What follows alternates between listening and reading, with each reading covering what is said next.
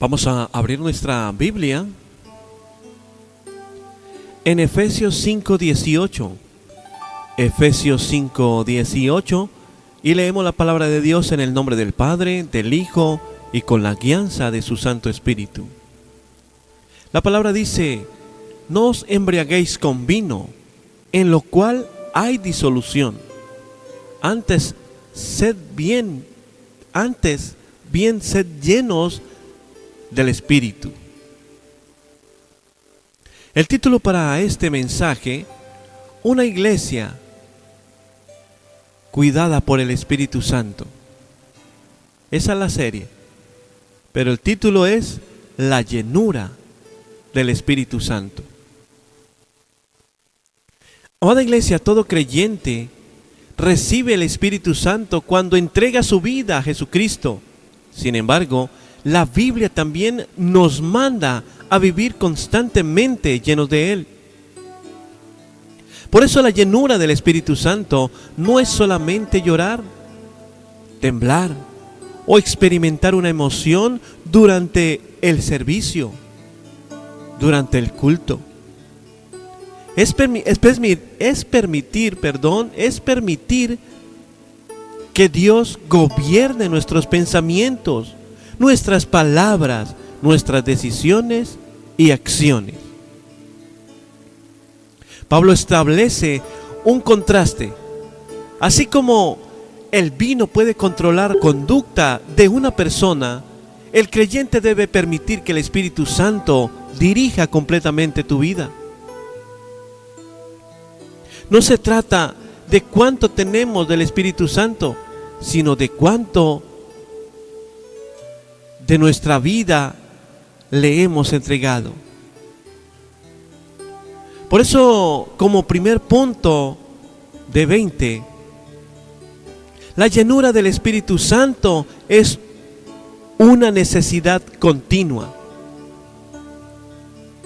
Ahí en Hechos 4:31 la palabra de Dios dice: cuando hubiere orado, el lugar en que estaban congregados tembló, y todos fueron llenos del Espíritu Santo y hablaron con denuedo la palabra de Dios. Los creyentes ahí de Hechos 4 ya habían experimentado el derramamiento del Espíritu Santo en Pentecostés. Sin embargo, volvieron a ser llenos cuando enfrentaron amenazas y oposición. Esto significa que cuando nosotros estamos llenos del Espíritu Santo, algo sucede en nuestra vida. Hay un poder especial para contrarrestar cualquier amenaza y cualquier oposición del enemigo. Esto demuestra que la llenura no es una experiencia única. Necesitamos ser renovados porque enfrentamos diariamente tentaciones, cansancio, conflictos y luchas espirituales. La experiencia de ayer no reemplaza la experiencia de hoy. No debemos vivir recordando únicamente lo que Dios hizo hace años. Necesitamos buscar su presencia cada día mediante la oración.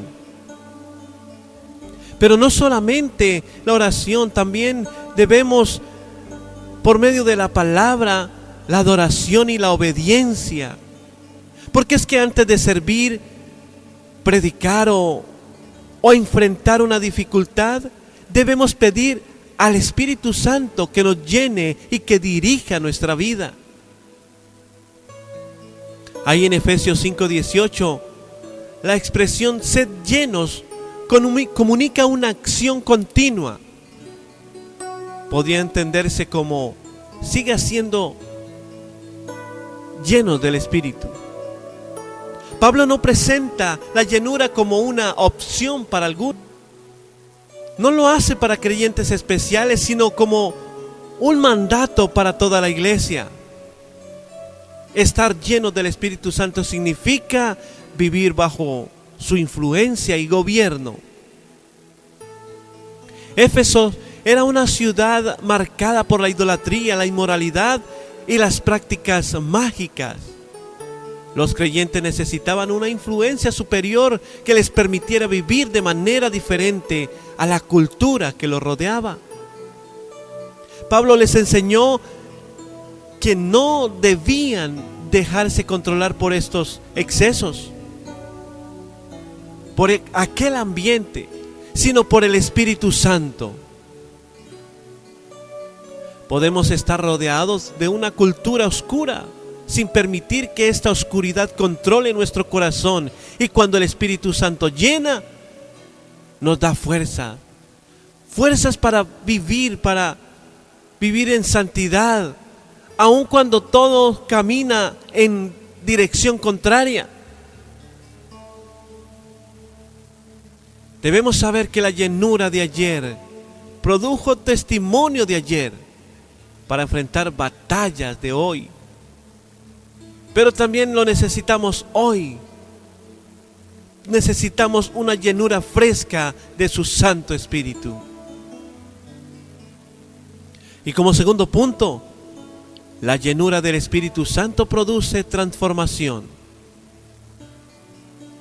Ahí en Gálatas 5:16 la palabra dice: digo pues, andad en el Espíritu y no satisfagáis los deseos de la carne. Por eso la evidencia de una vida llena del Espíritu Santo no se limita a las manifestaciones visibles, también se demuestra mediante el carácter transformado. El Espíritu Santo produce amor donde había resentimiento, dominio propio donde existía impulsos desordenados, y paz donde antes gobernaba la ansiedad. Una persona puede tener talentos y todavía carecer de madurez. Por eso Dios no solamente quiere darnos dones, también desea producir su fruto en nosotros. Así que debemos examinar nuestra conducta. ¿Cómo reaccionamos cuando nos ofenden? ¿Cómo hablamos dentro de nuestra casa? ¿Sabemos pedir perdón? ¿Controlamos nuestros temperamentos? ¿Nuestras decisiones reflejan a Cristo? No podemos pedir poder públicamente mientras rechazamos la transformación en privado. La llenura del Espíritu Santo es la relación con la santificación. El Espíritu Santo trabaja continuamente para conformar al creyente a la imagen de Cristo. Por eso ahí en Gálatas 5:22 dice: mas el fruto del Espíritu es amor, gozo, paz, paciencia, benignidad, bondad, fe, mansedumbre y templanza. El fruto no es solo producto solamente por esfuerzo humano, es resultado de permanecer rendidos en la obra del Espíritu. Por eso en las iglesias de Galacia, estas iglesias se enfrentaban conflicto entre la libertad cristiana y el legalismo y los deseos de la carne. Pablo explicó que la verdadera libertad no consistía en hacer todo lo deseado, sino vivir digno y dirigidos por el Espíritu Santo. La respuesta al pecado no era solamente imponer reglas externas, sino permitir una transformación interna. Es posible aparentar espiritualidad, porque hay personas que en lo público pueden experimentar o pueden aparentar que son santos y continuar dominados por la carne en secreto. Porque es que la llenura auténtica comienza en el interior y luego se manifiesta exteriormente. Así que el Espíritu Santo no solamente quiere cambiar lo que hacemos, quiere transformar la fuente donde necesitamos o donde nace nuestras acciones. Por eso la mayoría y la mayor evidencia de la llenura del Espíritu Santo no es cuando gritamos en el servicio, sino cuando nos parecemos a Cristo fuera del templo. Y como tercero y último punto, la llenura del Espíritu Santo nos capacita para servir. Ahí en Hechos 1:8 dice: pero recibiréis poder cuando haya venido sobre vosotros el Espíritu Santo, y me seréis testigos. Jesús no envió inmediatamente a los discípulos después de resucitar. Les ordenó esperar hasta ser revestidos con el poder de lo alto. Por eso ellos conocían la enseñanza de Jesús y habían presenciado sus milagros, pero necesitaban la capacitación del Espíritu para cumplir la misión. La llenura del Espíritu Santo convierte el temor en valentía, la debilidad en fortaleza y la confusión en dirección. Pero también el silencio en testimonio, la pasividad en servicio. No debes servir confiado solamente en las experiencias, quizás confiando en la preparación o en el talento. Todo ministerio necesita la presencia y el poder del Espíritu Santo. El predicador necesita su unción, el maestro su sabiduría, el líder su dirección, el intercesor su ayuda y cada creyente su valentía para testificar.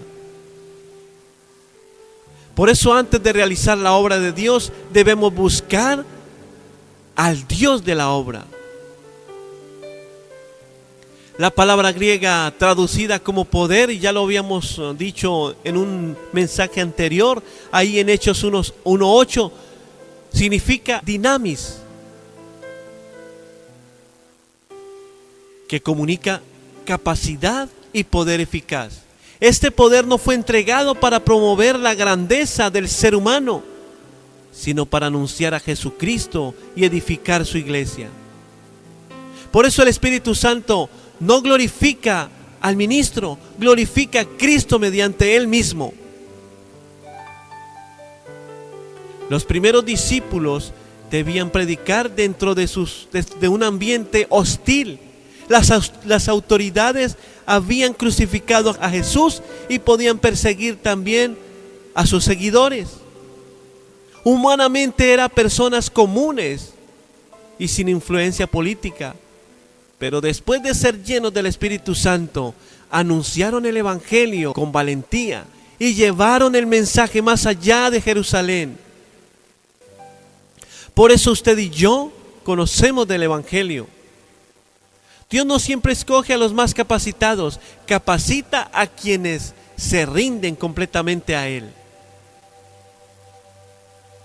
Por eso, amada iglesia, nuestras limitaciones no impiden su propósito cuando dependemos del Espíritu Santo. Él puede usar una vida sencilla, pero obediente para conducir resultados eternos.